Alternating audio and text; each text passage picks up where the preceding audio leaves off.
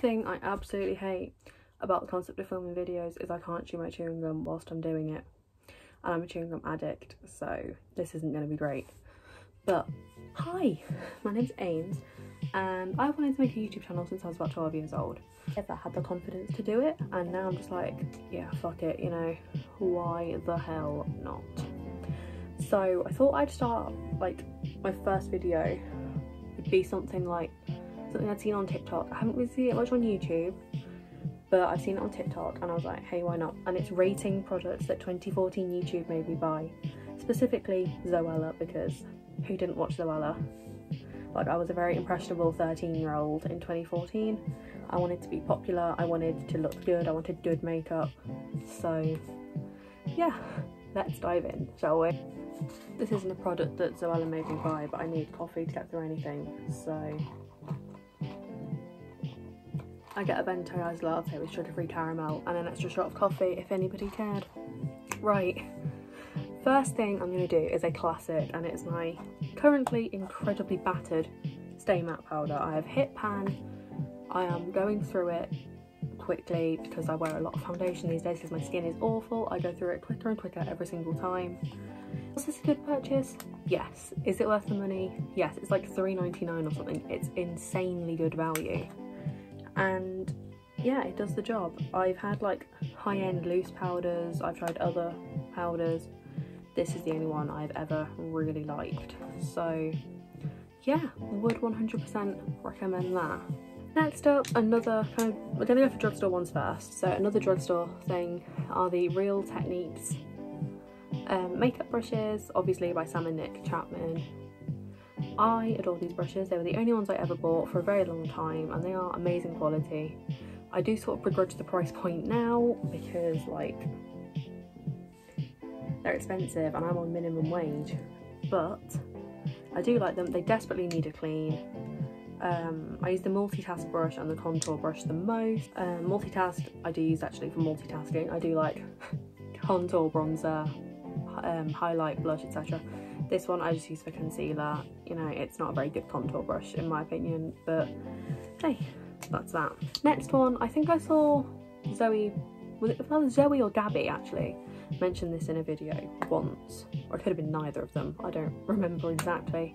It's a long time since I was like 13, but it's the MUA Undress Your Skin highlighter that has basically all rubbed off on the front, and as you can see, so I'm just snapped out of it, as you can see it is like barely being used, and that is because it was terrible. It was like £1 in Superdrug, and it is just not a vibe at all.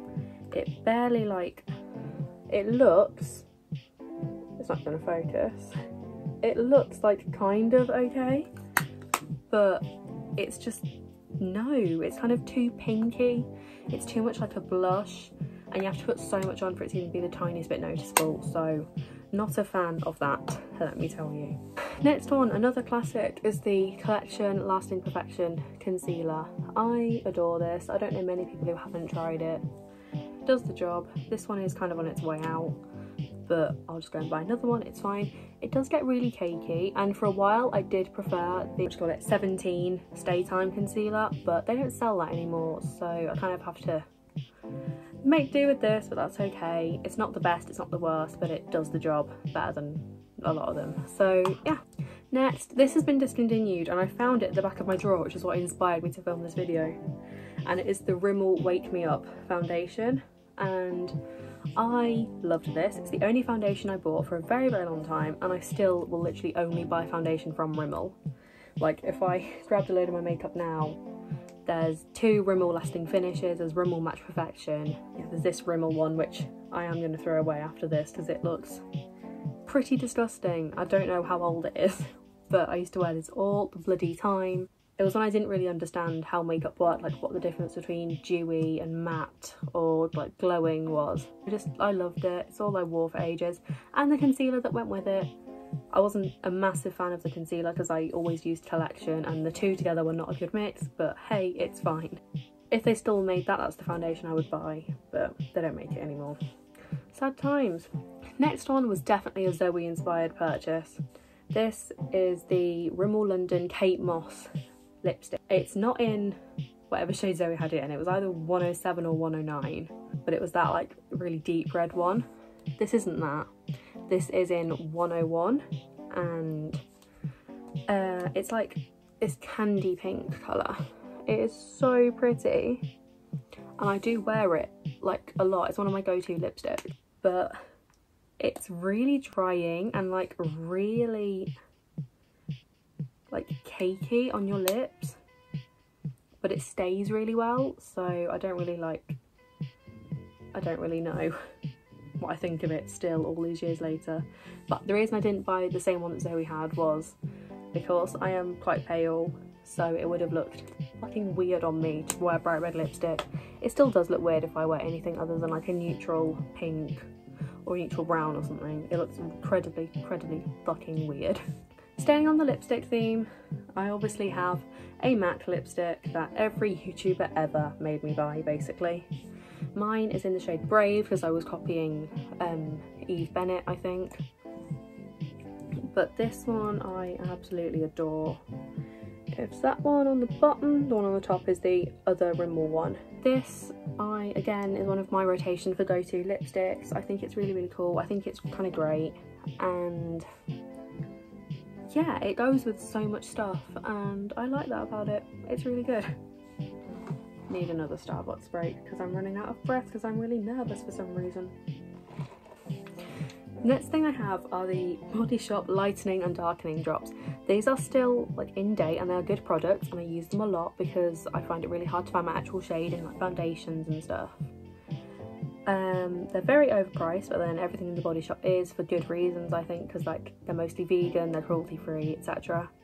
They're really good, they're really handy. I use them still regularly and would 100% recommend them. They're really worth the price tag. Then we have the Clinique Chubby Stick. I remember Zoe mentioned this in one video, and my mum actually used them at the time because they came like free when she bought all of her skincare. It came free with the makeup bag that had these in, as well as the High Impact mascara, I think. And those are like my introductions into high-end. Yeah, this is in Whopping Watermelon, and it is so like subtle. It's like that pinky underneath. It's so subtle, and I absolutely adore it because you can just slip it on and it looks so natural. And yeah, really good. I do still buy those whenever I'm like going to Boots and I want to treat myself. Obviously the big thing in like the early 10s for makeup to buy was the Urban Decay Naked palette. I do own the Naked palette, I just can't find it.